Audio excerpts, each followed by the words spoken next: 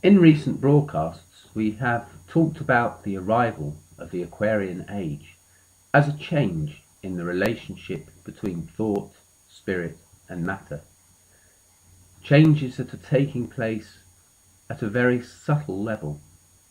They do not invoke differences visible to the naked eye, but the barriers between what is and what isn't physical are beginning to overlap. The nature of the material world is changing, a process triggered by subtle changes in the planetary etheric vibration, which are altering at a subatomic level the way in which matter interrelates with thought and spirit. Eventually, matter and spirit will be able to transmute from one to the other, enabling the worlds of thought and that of the material to interact in an instantaneous way.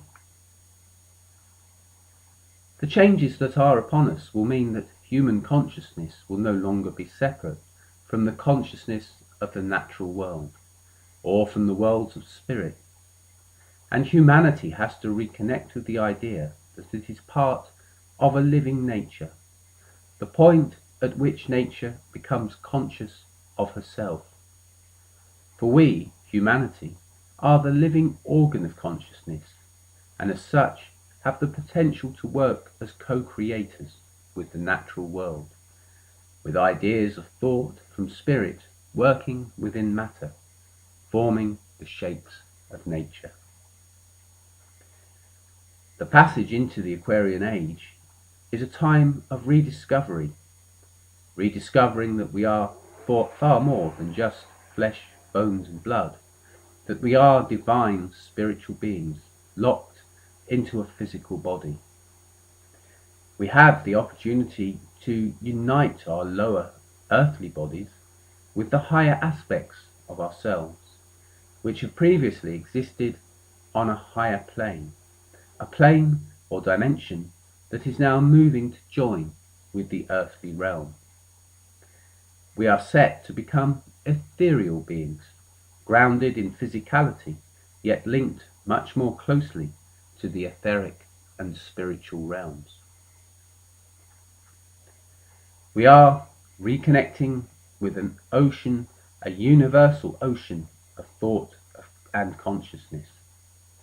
Apart from knowing that everything is energy, we would also know that everything is and has consciousness. As well as being connected to Gaia and spirit, we will be part of an interconnected web of human consciousness. This is the outpourings of Aquarius, the marriage of individuality with interconnectedness. Increased sensitivity will make us realize how the energy behind every action we take and every thought that we have affects everything around us, how it ripples out across the universe like water rippling out across a pond. We will begin to understand that humans can project their energy by focusing attention in the desired direction. Where attention goes, energy flows. As ethereal beings, we will be able to communicate telepathically through thought, linking to the ethereal bodies of whoever we wish to contact. We would know that everything has a characteristic energetic signature. For those already connected with the spiritual or elemental realms, this is not a new idea. They connect to guides, beings, and ascended masters, each one recognizable by a characteristic energetic resonance.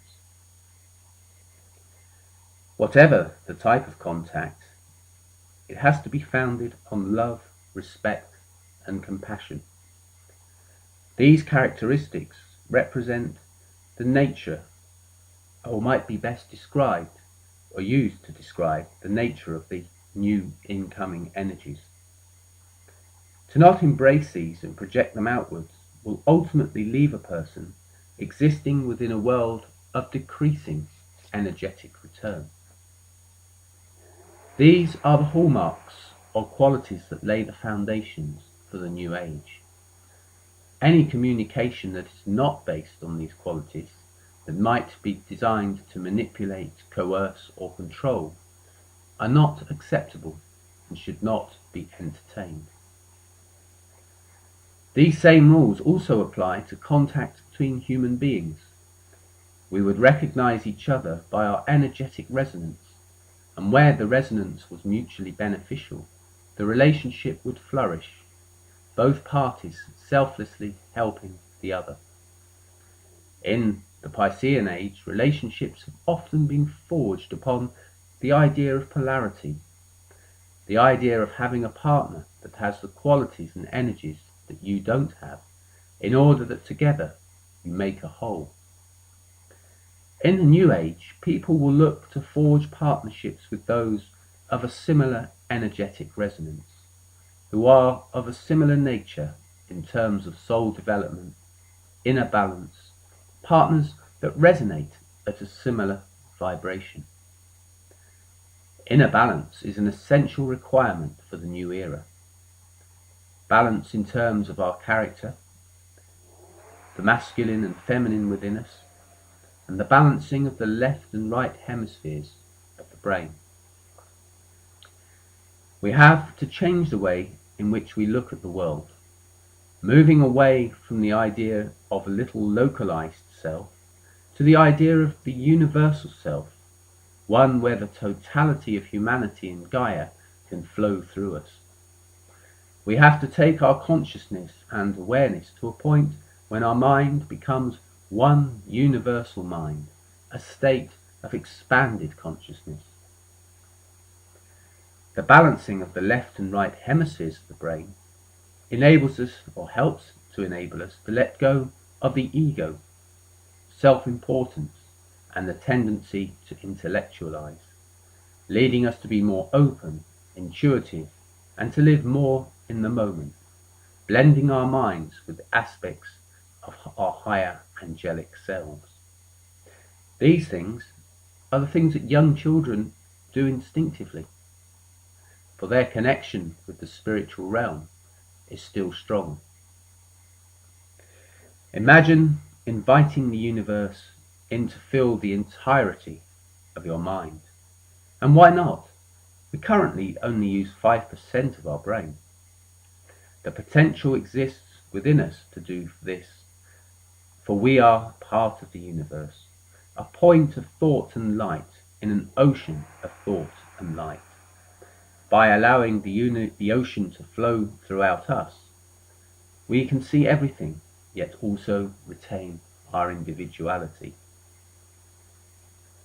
There was never a time greater than the time now to open our minds, open our hearts, and to trust the universe, and reconnect with it as part of a living nature, as part of a universal mind.